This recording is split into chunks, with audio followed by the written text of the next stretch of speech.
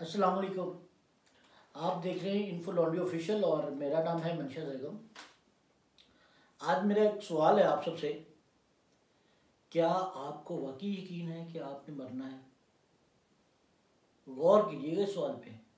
क्या आपको वाकई यकीन है कि आपने एक दिन मर जाना है?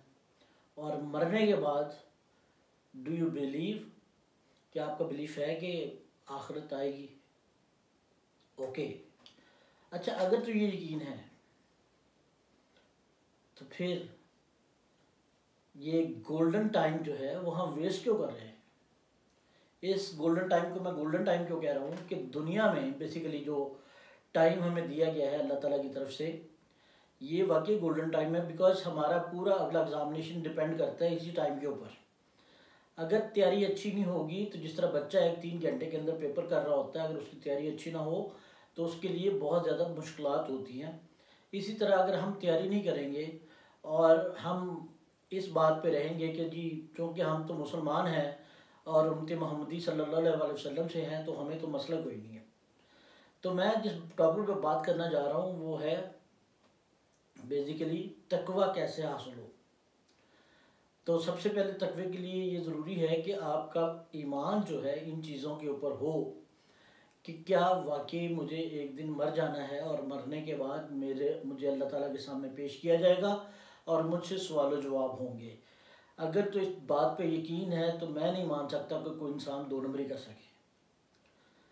अब तकवा कैसे हासिल होता है इसकी तरफ आते हैं। इससे पहले मैं 2-3 कॉन्सेप्ट आपके क्लियर करना चाहता हूँ कि एक जो होता है कि आजकल ये, बल्कि ये बहुत पुरानी एक मिथ है जिसे हम कहते हैं कि मैं मारना, कि मुझे अपनी मैं मारनी। मैं क्या चीज़ है? मैं है सेल्फनेस, कि मैंने अपने आप को ख़त्म कर देना है। भाई इस्लाम में ना तो रहबनियत का है कि आप जंगलों में चले जाएं और अपनी दाढ़ी मूछें बढ़ा लें और बुरे हालात के अंदर रहें, तो वही अपने आप को सेल्फनेस को या सेल्फ कॉन्शियस को ख़त्म करना, ये बात ठीक नहीं है। क्योंकि इस्लाम में रहबनियत तो है ही नहीं। आपने दुनिया में रहते हुए वो सारे काम करने हैं जो एक आम इंसान करता है, और इन्हीं के अंदर रहते रहते ही आपने अपने ईमान के मुताबिक वो काम करने हैं जो मामलात भी हैं, जो दीनी इबादत भी है, और जो बाकी हमारे जितने भी कारोबार और बाकी चीज़ें हैं। अब तकवा के लिए जो सबसे अहम चीज़ होती है वो होता है तज़किया नफ्स। तज़किया का मतलब होता है पाकीज़गी, तहारत, कि अपने नफ्स की आपने तहारत करनी है, उसको पाकीज़ा करना है। तो पाकीज़ा करने के लिए ज़रूरी है कि हम सेल्फ़ कंट्रोल की तरफ जाएं।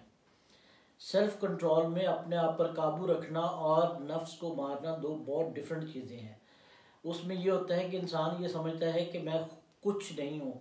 ठीक है, आजी और इंसारी अल्लाह को पसंद है, मैं इस बात को मानता हूँ, लेकिन इसके साथ साथ ये बात बहुत अहम और ज़रूरी है कि हम इस बात को समझें कि हमने अपनी खुददारी को भी कायम रखना है। अपने आप को ज़िल्लत के अंदर लेके जाने की ज़रूरत नहीं है मैं मारने के चक्कर में, कि नहीं जी जंगलों में चले जाओ या फिर मांगे खाना शुरू कर दो या फिर अपनी हालत ऐसे कर लो जैसे आप मतलब वो मैले कुचैले कपड़ों के अंदर लोग समझते हैं कि ये बहुत पहुंचा हुआ बाबा है। भाई ऐसा कोई कॉन्सेप्ट नहीं है, ना ही नबी पाक सल्लम की सुन्नत से साबित है, ना ही कि अहादीस में ऐसी कोई बात आती है, और ना कुरान पाक में ऐसा है। लाराबानियत का कॉन्सेप्ट है इस्लाम में। तो पहले तो ये समझ लें कि इस दुनिया में रहते हुए आपने एक आम इंसान की तरह अपने वो तमाम काम बुरे कार लाने हैं जो आपके मुआश के लिए, जो आपकी फैमिली के लिए, जो आपके लिए ज़रूरी है। अब इसमें रहते हुए हम किस तरह से तज़किया नफ्स कर सकते हैं? नबी पाक सल्लल्लाहु अलैहि वसल्लम ने अपने सहाबा किराम की तरबियत के थ्रू तज़किया नफ्स की तरफ लेके गए। एक कॉन्सेप्ट ये है कि जी वलियों के दरबारों पे चले जाएं और दमाल डाल के तज़किया नफ्स हो जाए। भाई ऐसा कॉन्सेप्ट हमें नबी अकरम सल्लल्लाहु अलैहि वसल्लम की ना तो ज़िंदगी से मिलता है, ना सीरत से मिलता है, और ना ही किसी हदीस का रेफरेंस इस मामले में मिलता है। तो इसके लिए ज़रूरी है कि सबसे पहले आप उन आलाइशों को अपने नफ्स से पाक करें, तहारत करें, तज़किया करें। वो आलाइशी क्या है? वो बेसिकली 2 चीज़ें हैं। एक तो है वो जो झूठ, मकारी और बदअहदी, ये वाली बेसिक 2-3 चीज़ें हैं। झूठ, अपने साथ अपने आप पे कंट्रोल करें कि मैंने झूठ नहीं बोलना, बदअहदी नहीं करनी, धोखा नहीं देना। बिकॉज अगर आपका ये यकीन है, सबसे पहले तो ईमान याद की तरफ आते हैं कि क्या ईमान है। अगर ईमान अल्लाह पर है तो फिर अल्लाह के अहकामात की रूहगर्दानी कैसे की जा सकती है। एक इंसान जो है अल्लाह पर ईमान रखता है तो उसकी डेमोन्स्ट्रेशन तो नज़र आनी चाहिए ना उसकी रियल लाइफ के अंदर, उसका अमल तो नज़र आए कि क्या वो आपस में उसका अमल और उसका ईमान अलाइंड है। अल्लाह पर ईमान है, लेकिन अगर अल्लाह पर ईमान है तो अल्लाह के अहकामात पर अमल नहीं करते तो ये ईमान कैसा ईमान है, मुझे ज़रा ये बात समझा दें। अल्लाह पर ईमान रखना, आखिरत पर ईमान रखना, नबियों पर ईमान रखना, किताबों पे और फरिश्तों पे। तो भाई मेरे पहली बात अल्लाह पर ईमान की बात है। मैं ये मान ही नहीं सकता कि अगर आपका ईमान अल्लाह पर है और फिर आप 2 नंबरी कर सकें ज़िंदगी के अंदर, तो इसका मतलब ये होता है कि पहले ईमान है और उसके बाद फिर उसका अमली नमूना। पहले ईमान, उसके बाद आपकी ज़िंदगी के अंदर रिफ्लेक्शन आनी चाहिए उस ईमान की। ये नहीं कि ईमान तो अल्लाह पर है लेकिन करनी अपनी मर्ज़ी है। ये तज़किया है कि आपने ईमान और अहकामात की रोशनी में अपने आप को कंट्रोल में रखना है, उसमें अपनी सेल्फ स्टीम का भी ख्याल रखना है।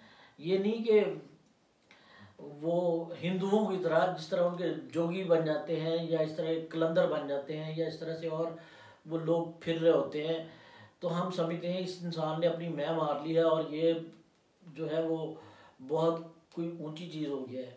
ना तो सहाबा किराम ने इस तरह से मैं मारी है, नबी पाक सल्लल्लाहु अलैहि वसल्लम से है। तो सबसे पहले ईमान है, अल्लाह पर ईमान है तो रिफ्लेक्ट करेगा आपकी अमली ज़िंदगी में। अमली ज़िंदगी में रिफ्लेक्ट कैसे करेगा, आप उन्हें ईमान के मुताबिक अपनी ज़िंदगी उन अहकामात, अब अहकामात हमें कहाँ से मिलेंगे, उसके 2 सोर्स है, सीधी सीधी बात है। एक पहला बहुत ऑथेंटिक सोर्स है वो कुरान पाक है, और कुरान पाक के अहकामात हमें कैसे पता चलेगा, जब हम कुरान पाक को पढ़ेंगे किस में, अरेबिक में। अरेबिक में पढ़ने से अहकामात की समझ नहीं आएगी, इसलिए ज़रूरी है कि आप उसकी तर्जुमा और तफसीर ज़रूर पढ़ें अपनी चॉइस के मुताबिक, जिसको आप बेहतर समझते हैं। बल्कि मैं तो रिकमेंड करूँगा कि आपको मल्टीपल तफसीर को कंसल्ट करना चाहिए ताकि एक एक आयत के ऊपर आपको समझ आ जाए। यकीन करें कि अल्लाह ताला को ये बहुत पसंद है कि आप एक आयत को समझ लें बजाय इसके कि आप बहुत लंबी नफली नमाज़ें पढ़ें। तो उससे बेहतर है कि आप कुरान पाक की एक आयत को समझ सकें कि उसके अंदर अल्लाह ताला क्या हुक्म दे रहे हैं। ठीक है, तो पहली बात तज़किया का पहला स्टेप है अपने आप को ईमान यकीन तक लेके जाना। ईमान तो रखते हैं ज़बान से और दिल में उसका यकीन हो कि वाकई ये बात ऐसे ही है। जब यकीन हो जाएगा तो फिर आपका अमल आएगा। जब ईमान में यकीन है तो अमले साले होंगे। वहाँ पे आती है अब शरारतें किसकी, शैतान की। और शैतान आपके दिमाग में बैठा आपको बहुत बहुत आइडियाज़ देगा, बहुत आपको आउट ऑफ द वे जाके सॉल्यूशंस बताएगा कि कोई बात नहीं, अल्लाह गफूर रहीम माफ़ करने वाला है, नो डाउट। लेकिन हिस्ट्री ये बताती है, अगर पिछली उम्मतों का आप जायज़ा लें, पिछली उम्मतों से मुराद बनी इसराइल की उम्मत है जिसके बहुत देर तक जिनमें अम्बिया इकराम आते रहे, रसूल भी आए और नबी भी आए। तो जहाँ जहाँ मैंने जो पढ़ा है, जहाँ जहाँ उन्होंने रूह गर्दानी की, वहाँ वहाँ उनके ऊपर ज़िल्लत, परेशानी, खौफ और गम उनके ऊपर डाल दिया गया। तो पहला स्टेप अमल करना। अमल करने के बाद आपके आ जाते हैं मामलात दूसरे लोगों के साथ। ये अमल तो आप बुनियादी तौर पे, इनफरादी तौर पे कर रहे हैं खुद। अब चूँकि हम एक सोसाइटी में रहते हैं, सोसाइटी में रहने का मतलब है कि हमारे मामला दूसरे लोगों के साथ भी होंगे। आप कारोबार भी करते होंगे, आप कोई नौकरी करते होंगे, आप कुछ ना कुछ तो करते हैं अपने ज़रिए मौज के लिए। दौलत इकट्ठी करना या वेल्थ बनाना कोई बुरी बात नहीं है, लेकिन उन बुनियादी असूलों के मुताबिक अगर आप काम कर रहे हैं तो हज़रत उस्मान गनी की तरह आपके पास जितनी मर्ज़ी दौलत हो, आप एक बहुत आला पाए के मुसलमान होंगे। लेकिन अगर आपने इस चीज़ को मद्देनज़र नहीं रखा कि चाहे वो मीन्स कौन से हैं, वो अनफेयर मीन्स हैं या फेयर मीन्स हैं, तो फिर इसका मतलब है कि आपका अल्लाह पर ईमान नहीं है। आपका ईमान अगर हो तो फिर आपके अमल और उसके बाद मामलात में अपने लिए एक इखलाकी दायरा बना लें। दुनिया जाए भाड़ में, दुनिया जाए जिधर मर्जी, लेकिन आपने उस बुनियादी असूलों से बाहर नहीं निकलना। तकलीफ़ें आएंगी क्योंकि ये आजमाइश का टाइम है। मुसलमान के लिए दुनिया को एक कैद खाना बताया गया है और हमें आखिरत में इसका अजर मिलेगा। अगर आप चाहते हैं कि नहीं मेरे लिए सब कुछ दुनिया ही और मटीरियल लाइफ है, मटीरियल लाइफ से मना नहीं है, लेकिन उसके लिए जायज़ तरीके ज़रूरी हैं। अब उसमें क्या है, जब हम कारोबार करते हैं तो किसी के साथ धोखा तो नहीं कर रहे, हमारे दिल के अंदर कोई ऐसी बेईमानी तो नहीं आ गई, हमारे दिल के अंदर ऐसी कोई चीज़ तो नहीं आ गई कि दूसरे से छुपा के हम कुछ कर रहे हैं। तो चोरी, अय्यारी, चालाकी, धोखा, बदहदी, क्योंकि अल्लाह दिल के अंदर बनने वाले वसवसों को भी जानता है। इस पर ईमान है तो पहला सवाल तो आप अपने से करते रहा करें, मेरा ईमान है। अगर ईमान है तो किस तरह लोगों को तंग किया जा सकता है, किस तरह से तकलीफ़ दूसरों को पहुंचाई जा सकती है, किस तरह से आप रास्ता रोक सकते हैं, किस तरह से आप अपने घर के बाहर लंबे लंबे थड़े बना सकते हैं, किस तरह से आप बिजली चोरी कर सकते हैं, किस तरह से आप मिलावट वाला दूध, और अब तो दूध के ऐसे ऐसे तरीके इन्होंने ईजाद कर लिए हैं जिसमें दूध का ज़र्रा भी नहीं होता और वो दूध बेच रहे होते हैं। क्या किया, दौलत इकट्ठी कर ली, बड़ा घर बना लिया, बड़ी गाड़ियाँ ले ली, चौधरी नाम आपके साथ ऐड हो गया, लेकिन अल्टीमेट क्या है, मर जाना है। जब तक आप ये चीज़ें अचीव करेंगे ना, टारगेट, उस वक्त तक आपको बीमारियां लाक हो चुकी होंगी, आपकी परेशानियां दिन ब दिन बढ़ती जा रही हैं। आप सोचेंगे मेरे पास पैसा है तो मैं इलाज करवा सकता हूँ, अगर मेरे पास पैसा ना होता तो मैं शायद इलाज ही ना करवा सकता। तो भाई मेरी बीमारी किसके हाथ में है, बीमारी अल्लाह के हाथ में है, शायद आपको बीमारी ना आती। तो इसके लिए तज़किये का पहला अमली नमूना, अमली नमूने के बाद अगला तज़किये दूसरा जो है स्टेप, वो है मामलात में ईमानदारी। और तीसरी बात जो सबसे अहम है, हर वक्त अपने आप को याद दहानी करें कि मैंने आखिरत में हर एक अमल का जवाब देना है। अमल का जवाब, ये 2-3 स्टेप हैं जिसके थ्रू आप आहिस्ता आहिस्ता आहिस्ता कोशिश करके, ये एक मुसलसल कोशिश का नाम है, ये एक दिन की बात नहीं ना, इंसान एक दिन में बदल सकता है। अगर एक दिन में होता तो अल्लाह ताला ये ना फरमाते कि जुए और शराब में फ़ायदा कम और नुकसान ज़्यादा है, वहाँ पर कैटेगोरिकली कह दिया जाता कि बिल्कुल ख़त्म है, आपने शराब के पास भी नहीं जाना। लेकिन क्या, उसको प्रोसीजर के थ्रू आहिस्ता आहिस्ता ख़त्म कराया। पता है कि आदत ख़त्म होते होते ही ख़त्म होगी, और फिर जाके पहली आयत में तो ये फरमाया, और उसके बाद जाके आपने कैटेगोरिकली अल्लाह ताला को हुक्म फरमा दिया, सूद और ये जो शराब है ये हराम है। तो हराम चीज़ों के पास जाएंगे, सूद पे सारी चीज़ें चल रही हैं आजकल, तो ये चलता है, सब कहते हैं यार ये चलता है, इसके बगैर तो नहीं है, कुछ भी हो सकता। तो अगर सबके साथ ये चलता है तो सब ने आपकी कब्र में नहीं जाना, आप अकेले ने जाना है, आप अकेले ने सवालों के जवाब देने हैं। इसलिए अपने तज़किया नफ्स को जारी रखने के लिए सेल्फ कंट्रोल ज़रूरी है, अपने ऊपर कंट्रोल, अपने दिल पर कंट्रोल। ये बड़ी बात सुनने में आती है कि जी हम दिल की सुनते हैं, दिमाग की नहीं सुनते। तो दिल की सुनते हैं तो दिल जो कहेगा वही करते जाएंगे आप। इसका मतलब ये है, मैं आपको एक बात बताऊं, जब आप रूह गर्दानी करते हैं तो हम उसमें शिरक के मुर्तकिब होते हैं। शिरक के मुर्तकिब किस तरह से होते हैं कि आपने अपनी मर्ज़ी की और वायलेट किया और उस बात को नहीं माना जो अल्लाह ने हुक्म फरमाया।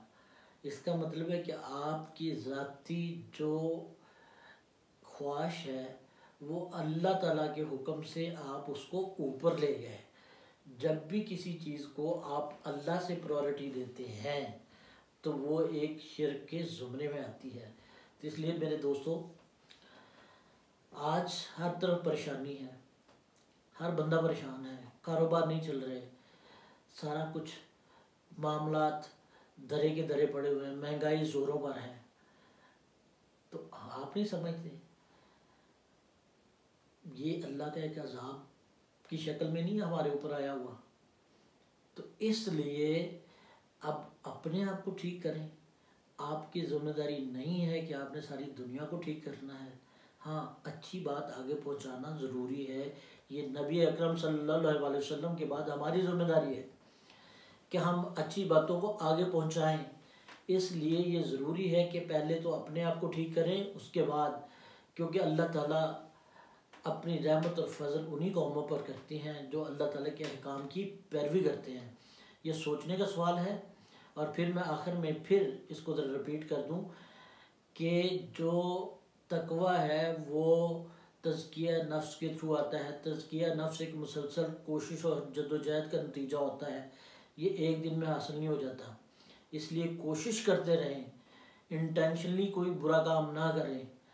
लेकिन आप यकीन करेंगे कि आप अपने ऊपर गौर करें तो झूठ बोल बोल के ये होता है कि सम टाइम हम अनइंटेंशनली झूठ बोल जाते हैं, क्योंकि हमारी ज़बान और दिमाग में इस तरह से सिंक्रोनाइजेशन हो चुकी होती है कि हमने उसको, मिसाल के तौर पर फ़ोन पे आप घर में हैं तो मैं भाई आपको कॉल करेगा घर में है, नहीं मैं ज़रा घर से बाहर हूँ, ये आप अनइंटेंशनली बोल जाते हैं, आपकी ज़बान से निकल जाता है, क्योंकि मैकेनिज़्म ऐसा बन चुका होता है।